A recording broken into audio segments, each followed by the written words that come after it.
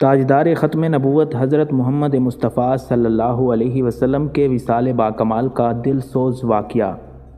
ظاہری دنیا سے پردہ فرمانے سے 3 روز قبل نبی کریم صلی اللہ علیہ وسلم ام المومنین حضرت میمونہ رضی اللہ تعالیٰ عنہ کے گھر تشریف فرما تھے۔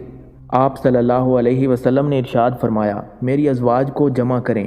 تمام ازواج مطہرات جمع ہو گئیں تو نبی کریم صلی اللہ علیہ وسلم نے دریافت فرمایا، کیا تم مجھے اجازت دیتی ہو کہ بیماری کے ایام میں سیدہ عائشہ صدیقہ کے ہاں گزار دوں؟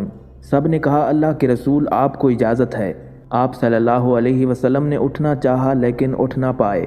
حضرت علی کرم اللہ وجہہ اور حضرت فضل بن عباس رضی اللہ تعالیٰ عنہ آگے بڑھے اور نبی علیہ الصلوۃ والسلام کو سہارے سے اٹھا کر حضرت میمونہ رضی اللہ تعالیٰ عنہ کے حجرے سے سیدہ عائشہ صدیقہ رضی اللہ تعالیٰ عنہ کے حجرے کی طرف لے جانے لگے۔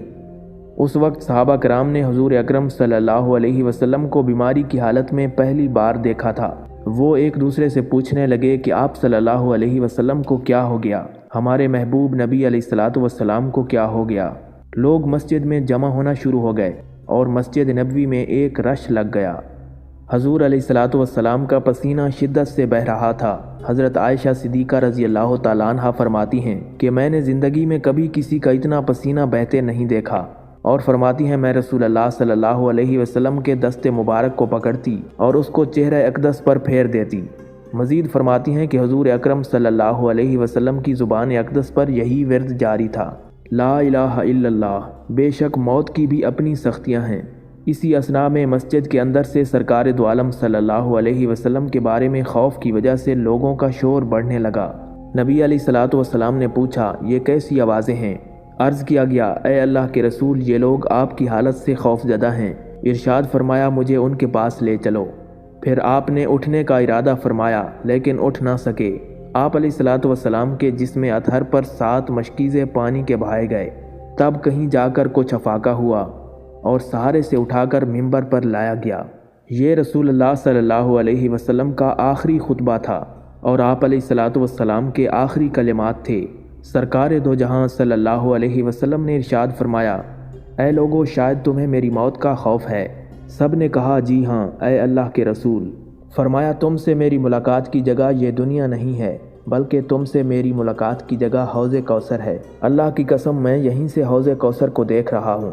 اے امت، مجھے تم پر تنگ دستی کا خوف نہیں، بلکہ مجھے تم پر دنیا کی فراوانی کا خوف ہے کہ تم اس کے معاملے میں ایک دوسرے کے مقابلے میں لگ جاؤ گے، جیسا کہ تم سے پچھلی امتوں والے لگ گئے تھے، اور یہ دنیا تمہیں بھی ہلاک کر دے گی جس طرح انہیں ہلاک کر دیا تھا۔ پھر مزید ارشاد فرمایا، اے لوگو، نماز کے معاملے میں اللہ سے ڈرو، اللہ سے ڈرو، نماز کے معاملے میں اللہ سے ڈرو۔ یعنی یہ عہد کر لو کہ نماز کی پابندی کرو گے، اور یہی بات بار بار دہراتے رہے۔ پھر فرمایا، اے لوگو، عورتوں کے معاملے میں اللہ سے ڈرو، عورتوں کے معاملے میں اللہ سے ڈرو، میں تمہیں عورتوں سے نیک سلوک کرنے کی وصیت کرتا ہوں۔ اس کے بعد سرکار دو عالم صلی اللہ علیہ وسلم نے ارشاد فرمایا، اے لوگو، ایک بندے کو اللہ تعالیٰ نے اختیار دیا کہ دنیا کو چن لے یا اسے چن لے جو اللہ کے پاس ہے، تو اس نے اسے پسند کیا جو اللہ رب العزت کے پاس ہے۔ اس جملے سے حضور علیہ الصلوۃ والسلام کا مقصد کوئی نہ سمجھا، حالانکہ اس سے ان کی اپنی ذات مراد تھی۔ حضرت ابوبکر صدیق رضی اللہ تعالیٰ عنہ واحد شخص تھے جو اس جملے کو سمجھے اور زار و قطار رونے لگے اور بلند آواز سے گریہ کرتے ہوئے اٹھ کھڑے ہوئے اور نبی علیہ الصلوۃ والسلام کی بات قطع کر کے پکارنے لگے، میرے باپ دادا آپ پر قربان، ہماری مائیں آپ پر قربان، ہمارے بچے آپ پر قربان، ہمارے مال و دولت آپ پر قربان۔ سیدنا صدیق اکبر روتے جاتے اور یہی الفاظ کہتے جاتے۔ صحابہ کرام ناگواری سے حضرت ابوبکر صدیق رضی اللہ تعالیٰ عنہ کی طرف دیکھنے لگے کہ انہوں نے نبی علیہ الصلوۃ والسلام کی بات کیسے قطع کر دی۔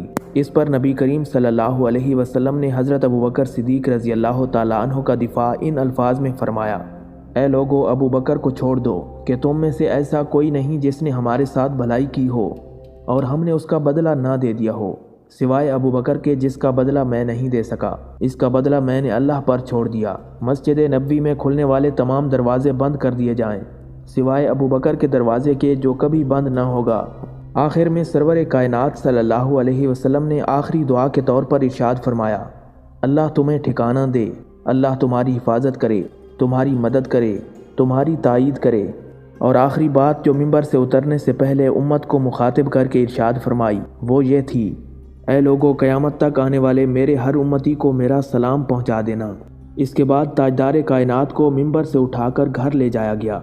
اسی دوران حضرت عبد الرحمن بن ابی بکر رضی اللہ تعالیٰ عنہ خدمت اقدس میں حاضر ہوئے اور ان کے ہاتھ میں مسواک تھی۔ حضور علیہ الصلوۃ والسلام توجہ سے مسواک کو دیکھنے لگے، لیکن شدت مرض کی وجہ سے طلب نہ کر پائے۔ چنانچہ سیدہ عائشہ صدیقہ رضی اللہ تعالیٰ عنہ نبی اکرم صلی اللہ علیہ وسلم کے اس طرح دیکھنے سے سمجھ گئیں اور انہوں نے حضرت عبد الرحمن بن ابو بکر رضی اللہ تعالیٰ عنہ سے مسواک لے کر حضور اکرم صلی اللہ علیہ وسلم کے دہن مبارک میں رکھ دی، لیکن حضور علیہ الصلوۃ والسلام اسے استعمال نہ کر پائے۔ پھر سیدہ عائشہ صدیقہ رضی اللہ تعالیٰ عنہ نے حضور اکرم صلی اللہ علیہ وسلم سے مسواک لے کر اپنے منہ سے نرم کی اور نبی کریم صلی اللہ علیہ وسلم کو لوٹا دی تاکہ دہن مبارک اس سے تر رہے۔ سیدہ عائشہ صدیقہ رضی اللہ تعالیٰ عنہ فرماتی ہیں کہ آخری چیز جو نبی کریم صلی اللہ علیہ وسلم کے پیٹ میں گئی وہ میرا لعاب تھا، اور یہ اللہ تبارک و تعالیٰ کا مجھ پر فضل ہی تھا کہ اس نے وصال سے قبل میرا اور نبی علیہ الصلوۃ والسلام کا لعاب دہن یکجا کر دیا۔ ام المومنین حضرت سیدہ عائشہ صدیقہ رضی اللہ تعالیٰ عنہ فرماتی ہیں پھر آپ علیہ الصلوۃ والسلام کی بیٹی سیدہ فاطمہ الزہرا رضی اللہ تعالیٰ عنہ تشریف لائیں اور آتے ہوئے رو پڑیں، کیونکہ نبی کریم صلی اللہ علیہ وسلم اٹھ نہ سکے۔ نبی علیہ الصلوۃ والسلام کا معمول تھا کہ جب بھی سیدہ فاطمہ الزہرا رضی اللہ تعالیٰ عنہ تشریف لاتیں، آپ علیہ الصلوۃ والسلام ان کے ماتھے پر بوسہ دیتے۔ حضور اکرم صلی اللہ علیہ وسلم نے فرمایا، اے فاطمہ قریب آ جاؤ۔ پھر سرکار مدینہ صلی اللہ علیہ وسلم نے ان کے کان میں کوئی بات کہی تو آپ رو پڑیں اور زیادہ رونے لگیں۔ انہیں اس طرح روتا دیکھ کر حضور علیہ الصلوۃ والسلام نے فرمایا، اے فاطمہ قریب آ جاؤ۔ دوبارہ ان کے کان میں کوئی بات ارشاد فرمائی تو وہ خوش ہو گئیں۔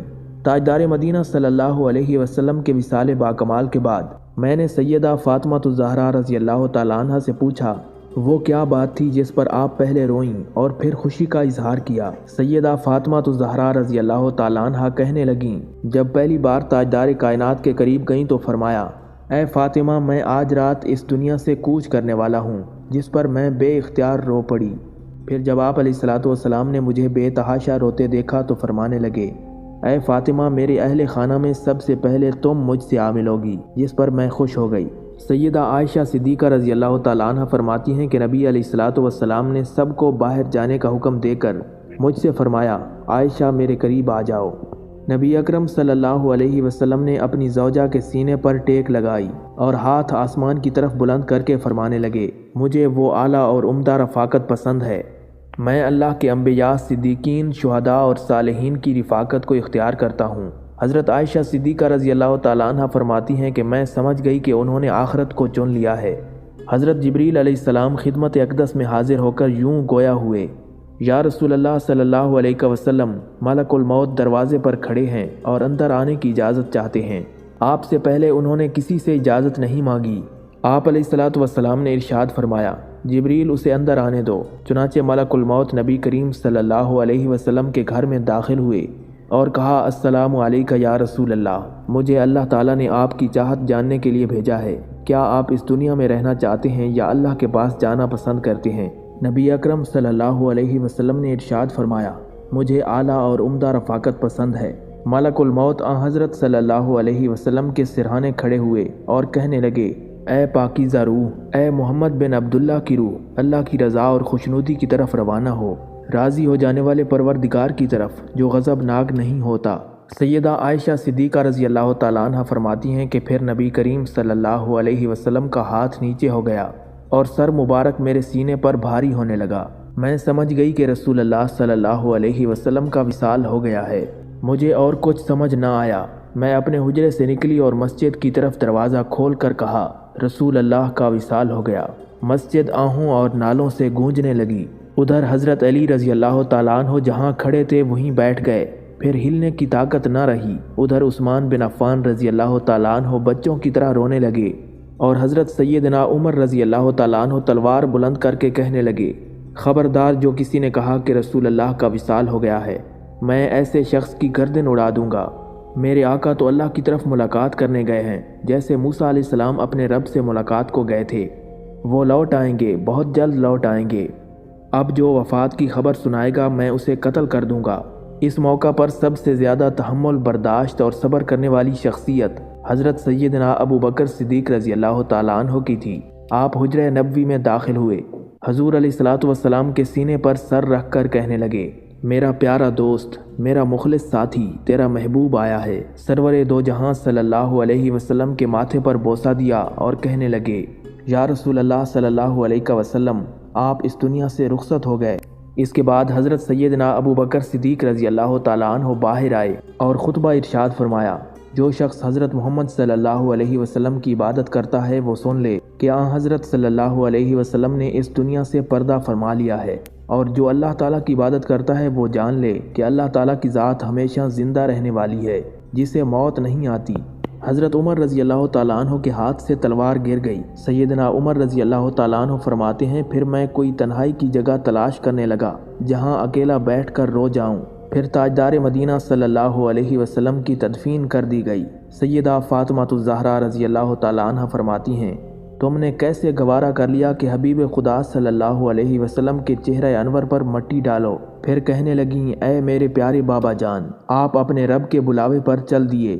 اے میرے پیارے بابا جان جو جنت الفردوس میں اپنے ٹھکانے کو پہنچ گئے، ہائے میرے پیارے بابا جان، ہم جبریل کو ان کے آنے کی خبر دیتے ہیں۔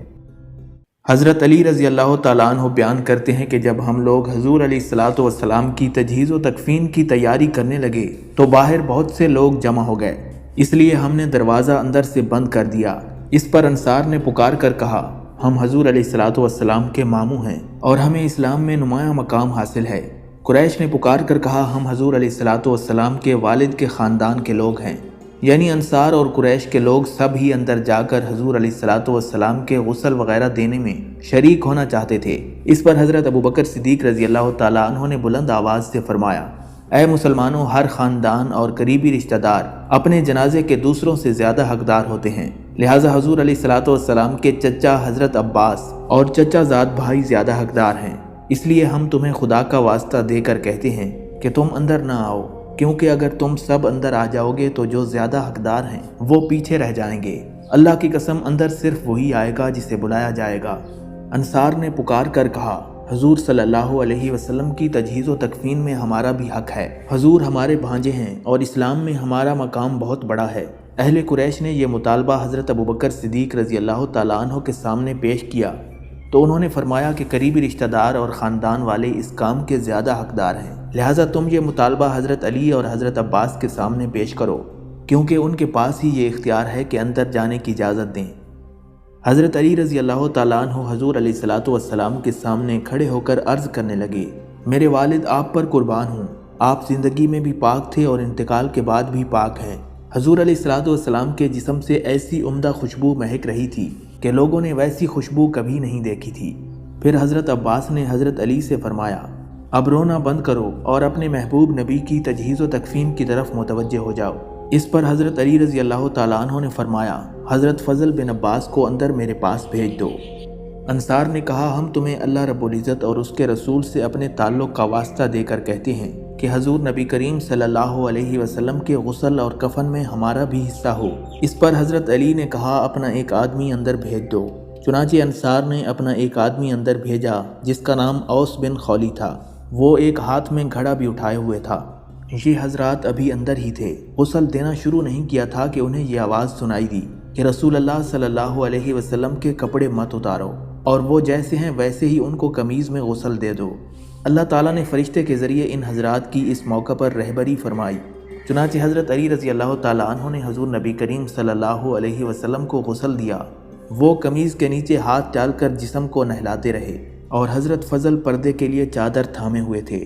انصاری صحابی پانی لا رہے تھے اور حضرت علی رضی اللہ تعالیٰ عنہ نے اپنے ہاتھ پر کپڑا باندھا ہوا تھا۔ حضرت ابن عباس رضی اللہ تعالیٰ عنہ فرماتے ہیں کہ جب حضور علیہ الصلوۃ والسلام کا انتقال ہو گیا تو پہلے مردوں کو جماعتوں کی صورت میں اندر بھیجا گیا اور انہوں نے امام کے بغیر ہی حضور نبی کریم صلی اللہ علیہ وسلم کی نماز جنازہ پڑھی۔ وہ نماز پڑھ کر باہر نکلے تو پھر عورتوں کو اندر بھیجا گیا اور انہوں نے نماز جنازہ ادا کی۔ پھر بچوں کو اندر داخل کیا گیا اور انہوں نے نماز جنازہ پڑھی۔ پھر غلاموں کو جماعتوں کی صورت میں اندر بھیجا گیا، انہوں نے بھی نماز جنازہ پڑھی۔ حضور نبی کریم صلی اللہ علیہ وسلم کی نماز جنازہ میں ان سب حضرات کا امام کوئی نہیں تھا۔ حضرت سہل بن سعد رضی اللہ تعالیٰ عنہ فرماتے ہیں کہ جب رسول اللہ صلی اللہ علیہ وسلم کو کفن پہنا دیا گیا تو آپ کو چارپائی پر رکھا گیا، پھر وہ چارپائی آپ کی قبر کے کنارے پر رکھ دی گئی۔ لوگ اپنے ساتھیوں کے ساتھ اندر آتے اور اکیلے اکیلے بغیر امام کے نماز پڑھتے۔ حضرت موسیٰ بن محمد بن ابراہیم رحمۃ اللہ علیہ کہتے ہیں کہ مجھے اپنی والدہ کی لکھی ہوئی یہ تحریر ملی کہ جب حضور نبی کریم صلی اللہ علیہ وسلم کو کفن پہنا دیا گیا اور انہیں چارپائی پر رکھ دیا گیا تو حضرت ابوبکر صدیق رضی اللہ تعالیٰ عنہ اور حضرت عمر رضی اللہ تعالیٰ عنہ اندر تشریف لائے، اور ان کے ساتھ اتنے مہاجرین اور انصار بھی تھے جو اس کمرے میں آ سکتے تھے۔ ان دونوں حضرات نے کہا، السلام علیکہ ایھا النبی ورحمۃ اللہ وبرکاتہ۔ انہی الفاظ کے ساتھ مہاجرین اور انصار نے سلام کیا، پھر ان سب نے صفیں بنائیں اور امام کوئی نہ بنا۔ حضرت ابوبکر اور حضرت عمر پہلی صف میں حضور کے سامنے کھڑے تھے۔ ان دونوں حضرات نے کہا، اے اللہ، ہم اس بات کی گواہی دیتے ہیں کہ حضور پر جو کچھ آسمان سے نازل ہوا تھا آپ نے پہنچا دیا، اور انہوں نے اپنی امت کے ساتھ پوری خیر خواہی کی، اور اللہ کے راستے میں انہوں نے خوب محنت کی اور جہاد کیا، یہاں تک کہ اللہ تعالیٰ نے اپنی دین کو عزت عطا فرمائی اور اللہ کا دین اسلام پورا ہو گیا۔ لوگ اللہ رب العزت پر ایمان لے آئے۔ اے ہمارے معبود، ہمیں ان لوگوں میں سے بنا جو اس بات پر عمل کرتے ہیں جو ان پر اتاری گئی، اور ہمیں آخرت میں حضور کے ساتھ جمع فرما، اور ہمارا ان سے تعارف کرا دینا اور ان کا تعارف ہم سے کرا دینا، کیونکہ حضور نبی کریم صلی اللہ علیہ وسلم مومنوں کے لیے بڑے شفیق اور مہربان تھے۔ ہم حضور پر ایمان لانے کا دنیا میں بدلہ نہیں چاہتے اور نہ اس ایمان کو کسی قیمت پر کبھی بیچیں گے۔ لوگ ان کی دعا پر آمین کہتے جاتے، اس طرح لوگ فارغ ہو کر نکلتے جاتے اور دوسرے اندر آ جاتے، یہاں تک کہ تمام مردوں، عورتوں اور بچوں نے نماز پڑھ لی۔ حضرت علی رضی اللہ تعالیٰ عنہ فرماتے ہیں کہ جب سرکار مدینہ صلی اللہ علیہ وسلم کو چارپائی پر رکھ دیا گیا تو میں نے کہا، حضور کی نماز جنازہ کا کوئی امام نہیں بنے گا، کیونکہ حضور جیسے زندگی میں تمہارے امام تھے ایسے ہی انتقال کے بعد تمہارے امام ہیں۔ اس پر لوگ جماعتوں کی صورت میں اندر داخل ہوتے، صفیں بنا کر تکبیریں کہتے، اور ان کا کوئی امام نہ ہوتا، اور میں حضور کے سامنے کھڑے ہو کر یہ کہتا جاتا، السلام علیکہ ایھا النبی ورحمۃ اللہ وبرکاتہ۔ حضرت انس بن مالک رضی اللہ تعالیٰ عنہ فرماتے ہیں کہ حضور علیہ الصلوۃ والسلام کے وصال با کمال کے بعد حضرت ابوبکر نے دیکھا کہ لوگ آپس میں چپکے چپکے باتیں کر رہے ہیں۔ حضرت ابوبکر صدیق رضی اللہ تعالیٰ عنہ نے اپنے غلام سے فرمایا، جاؤ اور سنو کہ لوگ چپکے چپکے کیا باتیں کر رہے ہیں، پھر مجھے آ کر بتاؤ۔ اس نے واپس آ کر بتایا کہ لوگ کہہ رہے ہیں کہ حضرت محمد صلی اللہ علیہ وسلم کا وصال ہو گیا ہے۔ حضرت ابوبکر صدیق رضی اللہ تعالیٰ عنہ یہ سنتے ہی تیزی سے چل دیے، اور وہ فرما رہے تھے کہ ہائے میری کمر ٹوٹ رہی ہے۔ انہیں اتنا زیادہ غم تھا کہ لوگ یہی سمجھ رہے تھے کہ یہ مسجد تک نہیں پہنچ سکیں گے۔ بہرحال وہ ہمت کر کے مسجد تک پہنچے اور ایک خطبہ ارشاد فرمایا۔ حضرت عثمان بن عفان رضی اللہ تعالیٰ عنہ فرماتے ہیں کہ جب تاجدار مدینہ صلی اللہ علیہ وسلم کا انتقال ہوا کہ بعض صحابہ کرام کو یہ وسوسہ آنے لگ گیا کہ اب اسلام مٹ جائے گا۔ میں بھی ان لوگوں میں شامل تھا۔ ایک دن میں مدینہ کی ایک حویلی میں بیٹھا تھا اور حضرت ابوبکر صدیق رضی اللہ تعالیٰ عنہ کی بیعت ہو چکی تھی کہ اتنے میں حضرت عمر میرے پاس سے گزرے، لیکن شدت غم کی وجہ سے مجھے ان کے گزرنے کا بالکل پتہ نہ چلا۔ حضرت عمر سیدھے حضرت ابوبکر کے پاس گئے اور ان سے کہا، اے خلیفہ رسول، کیا میں آپ کو ایک عجیب بات نہ بتاؤں؟ میں حضرت عثمان کے پاس سے گزرا، انہیں سلام کیا، لیکن انہوں نے میرے سلام کا جواب نہ دیا۔ حضرت عبد الرحمن بن سعید رضی اللہ تعالیٰ عنہ فرماتے ہیں کہ ایک دن حضرت علی رضی اللہ تعالیٰ عنہ تشریف لائے۔ انہوں نے سر پر کپڑا ڈالا ہوا تھا اور بہت غمگین تھے۔ حضرت ابوبکر نے ان سے فرمایا، کیا بات ہے؟ بڑے غمگین نظر آ رہے ہو۔ حضرت علی نے کہا، مجھے وہ زبردست غم پیش آیا ہے جو آپ کو نہیں آیا۔ حضرت ابوبکر صدیق رضی اللہ تعالیٰ عنہ نے فرمایا، سنو یہ کیا کہہ رہے ہیں؟ میں تمہیں اللہ کا واسطہ دے کر پوچھتا ہوں، کیا تمہارے خیال میں کوئی ایسا آدمی ہے جسے مجھ سے زیادہ حضور کا غم ہوا ہو؟ حضرت ام سلمہ رضی اللہ تعالیٰ عنہ فرماتی ہیں کہ جب حضور علیہ الصلوۃ والسلام کا انتقال ہو چکا تھا اور ان کا جنازہ ہمارے گھروں میں رکھا ہوا تھا، ہم سب ازواج مطہرات جمع تھیں اور رو رہی تھیں۔ اس رات ہم بالکل نہیں سوئی تھیں۔ ہم آپ کو چارپائی پر دیکھ کر خود کو تسلی دے رہی تھیں کہ اتنے میں آخر شب میں حضور علیہ الصلوۃ والسلام کو دفن کر دیا گیا، اور قبر پر مٹی ڈالنے کے لیے ہم نے پھاوڑوں کے چلنے کی آوازیں سنی تو ہماری بھی چیخ نکل گئی اور مسجد والوں کی بھی، اور سارا مدینہ اس چیخ سے گونج اٹھا۔ اس کے بعد حضرت بلال رضی اللہ تعالیٰ عنہ نے فجر کی اذان دی۔ جب انہوں نے اذان میں رسول اللہ صلی اللہ علیہ وسلم کا نام لیا، یعنی اشہد ان محمد الرسول اللہ کہا تو زور زور سے رو پڑے اور اس سے ہمارا غم اور بھی بڑھ گیا۔ تمام لوگ آپ کی قبر کی زیارت کے لیے اندر جانے کی کوشش کرنے لگے، اس لیے دروازہ اندر سے بند کرنا پڑا۔